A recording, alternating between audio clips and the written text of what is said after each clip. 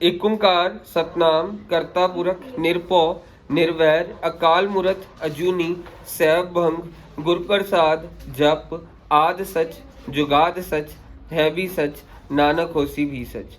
वाहिगुरु जी का खालसा वाहिगुरु जी की फतेह। Dear students, in this video I am going to cover exercise 10.2 question number 9th and 10th। ध्यान से देखिएगा क्वेश्चन 9th एंड 10th को। So question 9th I am going to cover right now. So ninth question of 10.2 exercise circles chapter class 10th। So ninth question की statement मैं आपको बता रहा हूँ। इसकी आपको पहले एक डायग्राम दे रखी है क्वेश्चन में, तो वो डायग्राम भी बना दी मैंने, और ये आपको डायग्राम कुछ इस तरह से दे रखी है। सो क्वेश्चन 9th में आपको डायग्राम दे रखी है, वो मैंने डायग्राम बना दी। ये हमारे पास पॉइंट है P, ये है Q, ये सेंटर वाला पॉइंट इज O, यहाँ से ये पॉइंट इज X, ये पॉइंट इज Y, ये वाला पॉइंट इज X डैश, ये वाला पॉइंट इज Y डैश। आपको ये पॉइंट्स दे रखे हैं। उसके बाद आपको क्वेश्चन में ये डायग्राम में एक लाइन बना रखी है ऐसी। सो ये डायग्राम आपको कुछ इस तरह से दी हुई है, जो मैंने कॉपी पेस्ट कर दिया आपकी बुक में से, और आपको ये क्वेश्चन दे रखा और इस क्वेश्चन की स्टेटमेंट में बोला गया है prove that AOB is equal to 90। हमारे को ये 90 प्रूव करना है। इस क्वेश्चन के अकॉर्डिंगली हमारे को ये AOB 90 प्रूव करना है। तो मैं यहाँ पे लिखने लगा हूँ to prove angle AOB, to prove angle AOB is equal to 90। हमारे को ये प्रूव करना है। तो ये 90 प्रूव करना है हमारे को, ये वाली चीज। उसके लिए मैं कंस्ट्रक्शन करूंगा। कंस्ट्रक्शन किस तरह की करने वाला हूँ, ध्यान से देखिएगा। मैंने यहाँ से यहाँ तक लाइन को ज्वाइन कर दिया, इसको पॉइंट इन्होंने C दिया हुआ, मैंने कंस्ट्रक्ट करा। कंस्ट्रक्शन क्या करी, ज्वाइन O विद C। यहाँ पे लिखूंगा कंस्ट्रक्शन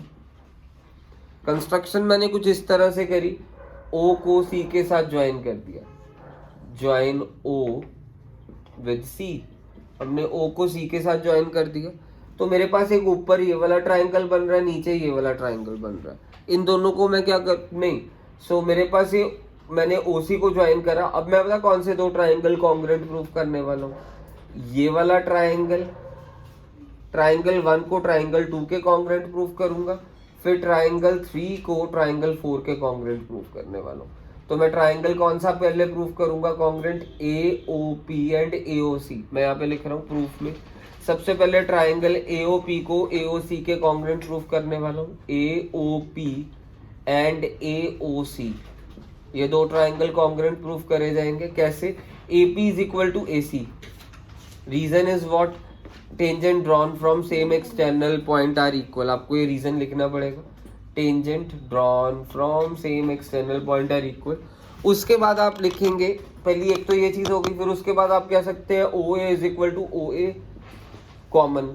दो इस AOP में भी OA है, AOC में भी OA है, हम लिख देंगे OA is equal to OA common. उसके बाद आप कह सकते हैं OP is equal to OC radius. OP भी रेडियस है, OC भी रेडियस है, तो आप कह सकते हैं OP is equal to OC that is equals to radius. तो मेरे पास by SSS congruency rule, side rule से, बाय SSS रूल से मेरे पास कौन से ट्रायंगल कॉन्ग्रुएंट प्रूफ हो गए, AOP has been proved congruent to AOC। तो बाय CPCT आप क्या कह सकते हैं, मिलती जुलती सारी साइड्स और मिलते जुलते सारे एंगल्स क्या होंगे, इक्वल। तो हमारे पास ये वाला एंगल 1 नाम दे दिया, इसे एंगल 2। तो मैं कह सकता हूँ angle 1 is equal to angle 2 by CPCT। तो इसके बाद सिमिलरली आप ये कह सकते हैं, similarly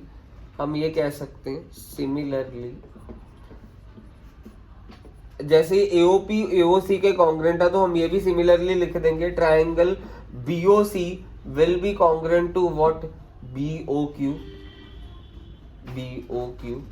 so BOC will be congruent to BOQ। वो सेम ही उसी तरीके से आपने सिमिलरली लिख देना। फिर उसके बाद आप क्या कह सकते हैं, एंगल 3 एंगल 4 के इक्वल होगा by CPCT C। Angle 3 is equal to angle 4 by CPCT C। So अब मेरे पास ये चीज हो गई। अब मैं क्या करने वाला हूँ, ये आपको स्ट्रेट लाइन दी हुई है, Q P is a straight line. Q P हमारे पास स्ट्रेट लाइन दे रखी है। क्यूपी अगर स्ट्रेट लाइन है हमारे पास, तो हम क्या कह सकते हैं, इन चारों का सम क्या होगा, 180। Angle on a straight line is equal to sum of angles on a straight line is equal to 180। तो मैं कह सकता हूँ angle 1 + 2 + 3 + 4 is equal to what, 180। Reason is what, angle on a straight line, angle sum of angle on a straight line is equal to 180 on straight line. वही आप लिख देंगे, sum of angles on straight line is equal to 180। So अब हमारे पास angle 1 2 के equal था। देखो question में एंगल 1 2 के इक्वल था, तो मैं इस एंगल 1 की जगह पे 2 लिख सकता हूँ, ये 2 को वैसे ही रहने दिया। एंगल 3 4 के इक्वल था, तो मैं इस 4 की जगह पे क्या लिख सकता हूँ, एंगल 3 लिख सकता हूँ, इज इक्वल टू क्या हो गया, 180 हो गया। 2 angle 2 + 2 angle 3 is equal to 180। तो यहाँ से कॉमन क्या हो गया, 2, अंदर क्या बच गया, angle 2 + angle 3 is equal to क्या हो गया, 180। तो एंगल 2 + 3 किसके इक्वल आ गया, 90 के। 180/2 दैट इज 90। अब आप 2 और 3 की जगह पे क्या लिख सकते हैं, 2 + 3 की जगह पे AO भी लिख सकते हैं। आप इन 2 + 3 को क्या कह सकते हैं, it is equals to what, angle AOB। तो यहाँ पे मैं लिख दूंगा angle AOB is equal to 90। Hence proved. हमारे को यही प्रूव करना था, ये क्वेश्चन खत्म हो गया। That's it.